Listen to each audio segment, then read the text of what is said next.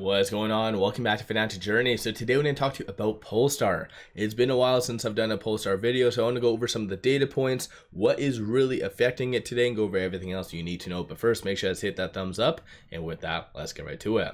So Polestar is down 7.16%, 94 cents a low, $1.02 the high. So today in general was more of a technical driven day, so I think that's working really against Polestar because leading into today, the technicals looked absolutely horrific, and that's kind of crappy to say, especially considering majority of the market is kind of booming, but just generally you can kind of see it's below the ALMA, below all the key pivotal moving averages that I generally like to look at, so the 50, 100, 200.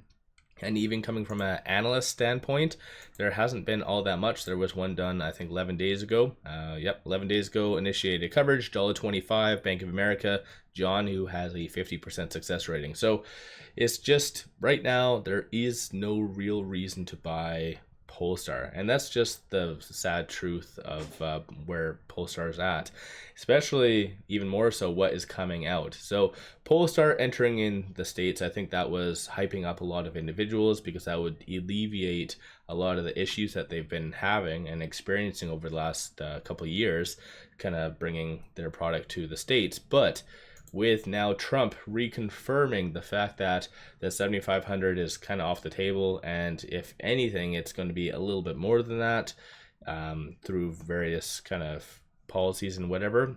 I don't think those policies are laid out, but ultimately shows that he's interested in kind of battery tech for the most part. So I think in general, Polestar coming to the States was just a momentary bliss, and it is going to be really working against it, regrettably. So yeah, let me know your thoughts on Polestar. Aside from that though, there hasn't been all that much in news. So last news came out on November the 1st, no SEC filings, nothing like that. So they still have yet to submit their earnings, so that should be coming next month. But Polestar, I think, honestly, they're on their second strike, kind of forgiveness from the broader market, if that makes sense. If they mess up again, saying that their earnings are going to be 6 months delayed and whatever, it's just going to be bad. And now this is the second time it being below $1. Luckily enough, it was able to get above $1 naturally without doing a reverse stock split. So it was one of the only EV stocks that has been successfully able to do that. But once again, where it is now and just how it's breaking down on a technical level, it shows more pain is coming. And conveniently, that's actually my last video when it was at $1.18. I said that honestly, there's no real reason to buy Polestar, and that essentially it is going to go down.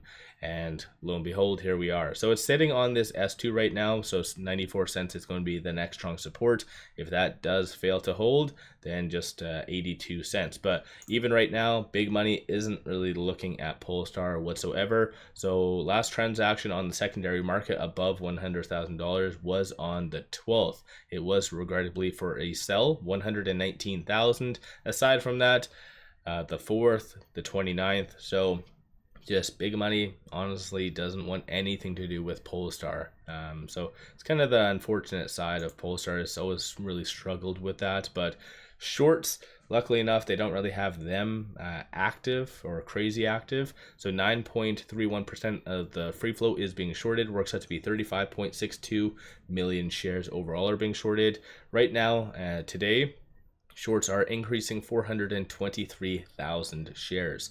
So they are a little bit active today, but generally comparing it to other EVs, it's very, very small. Utilization 90.54, cost to borrow average is 19.89, and then through IBKR does indicate around 3.2 million shares is available to be shorted. So if shorts really did feel that Polestar was just worthless and just going to go down from here, there's more than enough ammunition for them to really double down. On a side note, if you're looking for a lot of good information such as this, ownership, everything under the sun, definitely pop over to IBKR. I have a link in the description below for all of it to be completely free, but it kind of would really help to better yourself as an investor to know all this information ahead of time. But moving over to options. So Polestar has always struggled with just volume in general. Common stock, as well as through options. So only $18,000 in calls being done so far today, 1,300 in puts.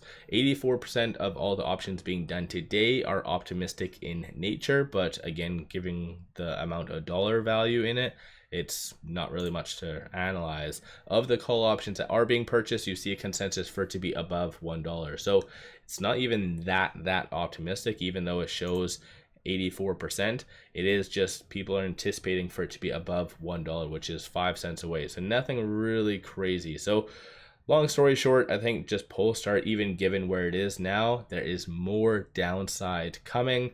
And I think just generally looking even at my watch list, there's so many better opportunities out there, even just sticking to the EV sector, like Tesla hitting all-time highs, Lucid, Rivian, both of those entities could really benefit from the new Trump plan. Of course, that 7,500 will get knocked off, but with both of their battery technology, like, it goes to show that they have some value, I guess, to Trump bigger picture. But Polestar, Chinese EVs, they're pretty much the same boat for the most part, that nobody wants them. So let me know your thoughts on Polestar. It really does pain me to say all this about Polestar because I've been really covering it for a very long time.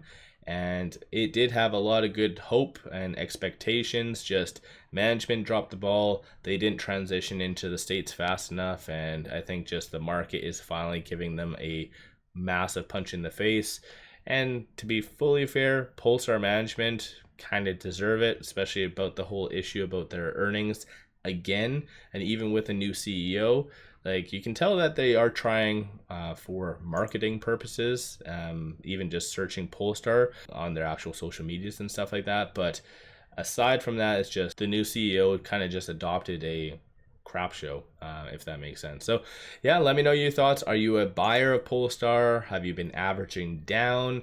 What's your overall thoughts on Polestar? And what do you think the next big catalyst is going to be? And why do you feel, what's going to really prompt big money to get back into Polestar? So let me know your thoughts. Don't forget to hit that thumbs up and subscribe. One final thing I wanted to share with you though, I did launch a Patreon roughly 1 month ago where I'm giving buy signals on stocks, options, and crypto. And already in that 1 month, I've already had one stock that doubled, one tripled, and many of them have also been bangers. So definitely pop over to my Patreon, link in the description below and also the comments. With all that said, appreciate all of you watching.